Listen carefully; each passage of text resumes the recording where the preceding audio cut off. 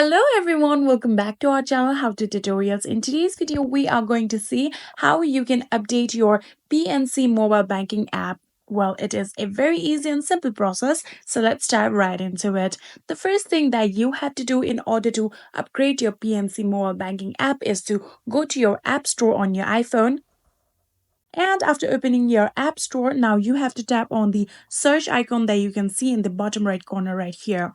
And after tapping on the search icon, now tap on the search bar right here and start typing PNC Mobile Banking. So after typing down the PNC Mobile Banking and searching it, here you will be able to see the app right here. Tap on it. And in here, you can see the option of open right here. So in here, if your mobile banking app requires the upgrade, there will be the option of update right on the open option that you can see right now. Right now, my app does not require any kind of upgrades, so there is the option of open. So if your app requires any kind of upgrade, there will be the option of update. Simply tap on update and it will take some time in order to update the app, and then you can see the option of open just like this, and then you will know that your app has been updated.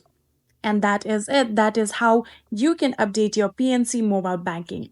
Pretty easy and simple, right? I hope this video was helpful to you guys.